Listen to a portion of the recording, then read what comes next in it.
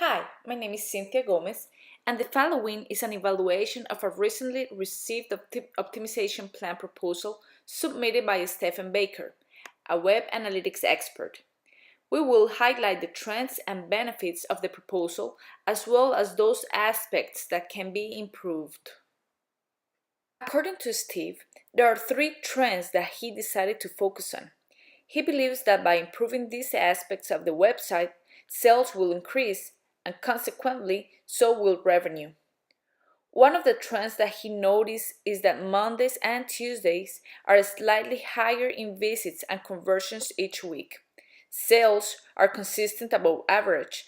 The percentage of new visitors is 76.67%, and they come from an organic source, and return visitors provide a stable, predictable level of revenue. The second trend is that search engine traffic delivers highest percentage of visitors. Therefore, non-paid traffic provides more revenue than paid ads.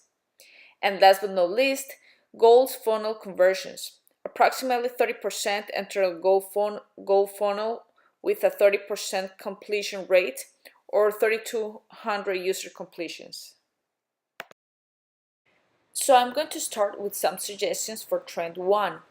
Although the idea of increasing brand awareness and traffic during Mondays and Tuesdays is excellent, considering that these are the peak days and it is a great opportunity to increase even more the sales percentage, it is also important to focus on the remaining 5 days of the week.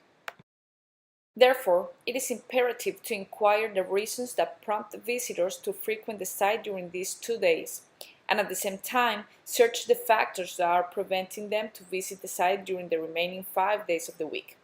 So goal 1, the action plan, the challenge and solutions can be implemented to increase brand awareness during Wednesday, Thursday, Friday, Saturday, and Sunday.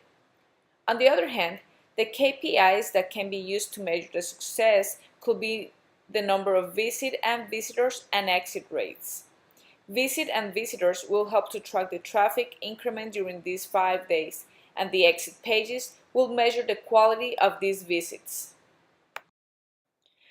Moreover, if the idea is to increase 20% in ad budgets such as pay-per-clicks and banners, I agree that some of the main challenges are content quality and key phrases, since they have to be very original in order to attract those clicks. The solutions provided are also highly recommended because we, as a company, will be able to recognize and use those keywords that are more attractive to visitors. On the second trend, Steve identified that a high percentage of visitors come from search engine traffic. Based on this, goal number 2 is to increase organic traffic by 20%. His initial goal is excellent, since this means that the keywords that have been used by the company are matching our visitors' query. If a great portion of traffic is coming from organic SE, we can deduct that the company is saving the pay-per-click costs. The use of keywords and efforts on reducing bounce rates are also essential actions that will help to achieve this goal. The challenges and solutions provided are also accurate.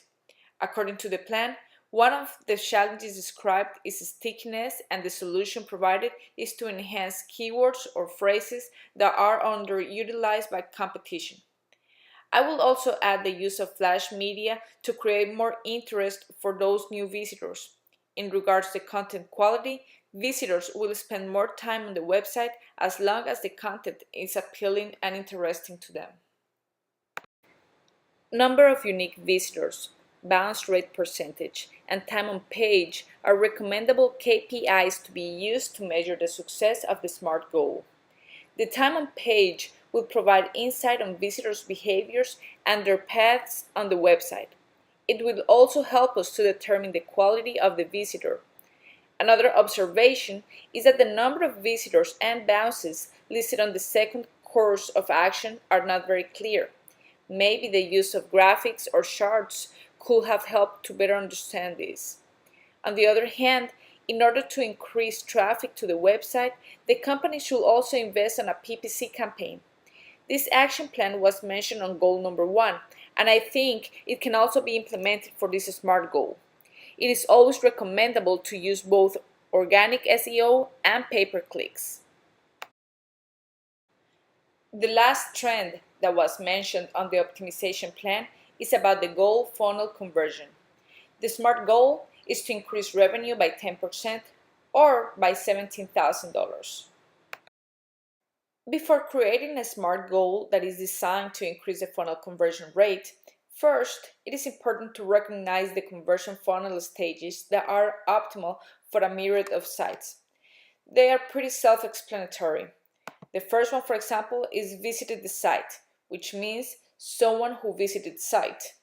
The second one is viewed listing, which is someone viewed a product listing, a category or subcategory page.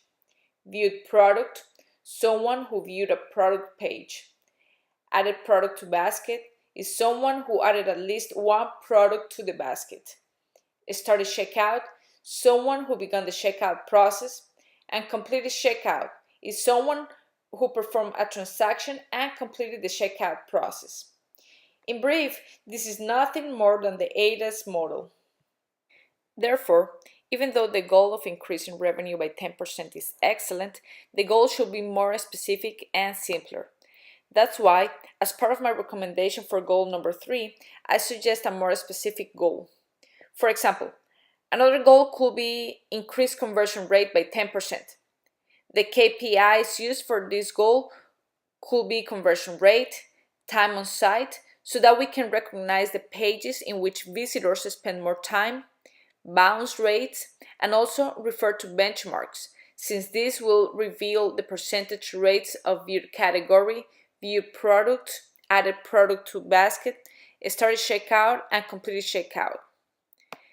By reviewing these details on the report, we'll be able to recognize which stages need improvement, and we'll be able to identify the points where visitors are bouncing or withdrawing from the sale.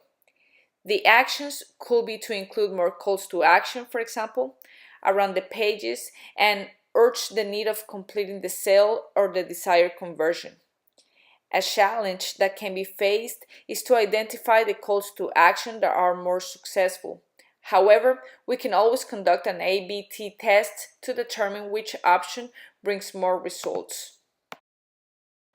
Steve also suggested that by implementing exit surveys, visitors will provide more feedback and will be able to find out why they are exiting the site.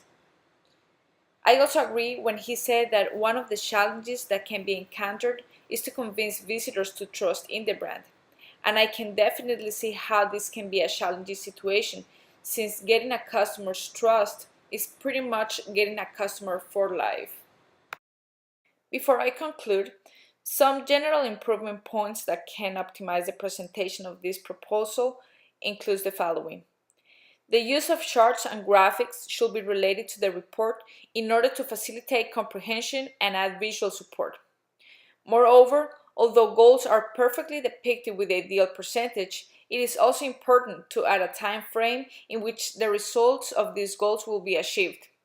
One example for this says, increase organic traffic by 20% during the first month. Also, even though the SMART goals listed are very good, it will be better and easier to achieve if they are more specific and not so general. I would suggest to reconsider the KPIs listed, since they might have been confused with goals. It is important to remember that KPI is a metric that helps understand how you are doing against your objectives. In conclusion, Stephen was able to identify 3 trends that, if optimized, can ultimately increase the company's revenue. The overall optimization plan has good goals. However, some of the key performance indicators should be revised and address the SMART goals. From my perspective, the optimization plan should be returned to the consultant for revision. Once again, the KPIs should be redefined, and based on this, the course of actions, challenges, and solutions will flow. And finally, the plan should be returned so that a time frame can be included on the SMART goals. Thank you so much for your attention. Attached, you will find the references used for this project. Once again, this is Cynthia Gomez evaluating Stephen Baker's optimization plan critique. Bye-bye.